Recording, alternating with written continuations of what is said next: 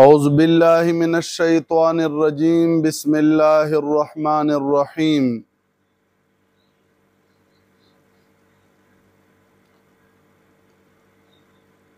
ورتل القرآن ترتيلا صدق الله ورسوله. معزز سامعین کرامو، درس و تدریس سلسلہ بذریعہ واٹس اپ جاری دے. فن تجوید متعلق مونږ د درس تذکرہ کړی دا. کوشش پکو چې کم ضروری مسائل د تجوید دی آغا ذکر شي او تاسو په قرآن عظیم الشان صحیح لوستلو باندې قادر شئ. تجوید په عربی زبان کې د باب تفعیل نا مصدر دی. جود یجود تجویدن. په لغت عربی کې د دې معنی دی ستر کول، صفا کول، کھرا کولو توای.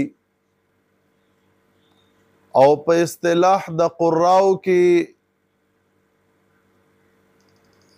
د تجوید تعریف دا دی که څوک وایي چې قاریان قرا تجوید څه ته وایي، د دې فن خلک فن تجوید خلک تجوید څه ته وایي، نو مونږ وایي تجوید تعریف دا دی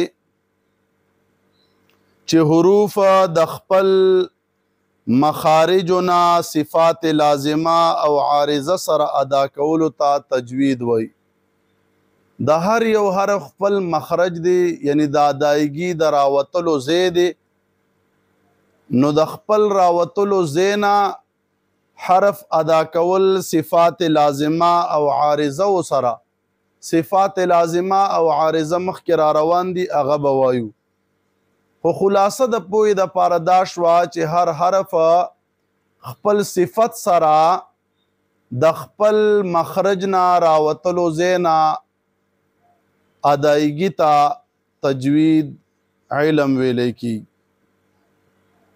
موضوع د فن تجوید حروف تهجی دی، یعنی حروف تهجی زمونږ به ټاپک وي چې دا به مونږ الف دی، با دی، تا دی، ثا دی.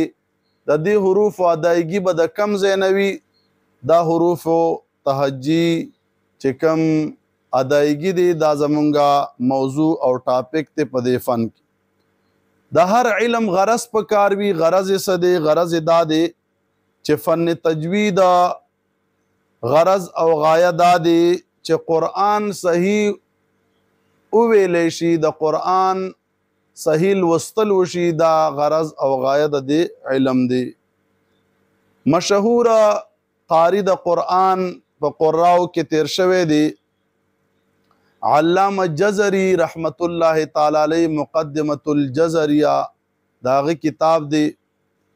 هغې کې د تجوید اهمیت بیانوي. په یو دوه درې شعرونو کې فرمایي والاخذ بالتجوید حتم لازم من لم یجود القرآن آثم. وای چې تجوید حاصلول دا ضروری دی. والاخذ بالتجوید، تجوید حاصلول حتم لازم دا لازمی یقینی او ضروری دی. من لم یجود القرآن آثم، هغه کس چې قرآن تجوید سره ونه وایي هغه ګناهګار دی. اوس وجه بیانوي چې دا ولې؟ لأنه به الإله أنزل وهكذا منه إلينا وصل. امام جزری فرمائی وجدا دی چې قرآن الله جل جلاله تجوید سره نازل کړی دی او مونږ ته الله جل جلاله طرفنا تجوید سره مونږ ته را رسیدلی دی، ملاو شوی دی. آخر کې فرمای اذ واجب علیهم محتم قبل الشروع اولا ان يعلموا.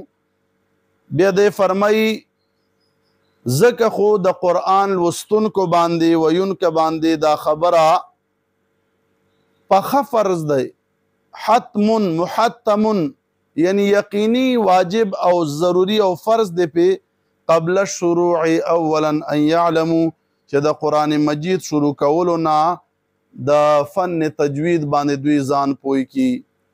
نو د دې امام د اقوالو نه دا پته ولګي دا چې تجوید فن ضروری دی. ان شاء الله د دې مخکې درس کې به تاسو ته بیا موږ د دې قوانین ښایو.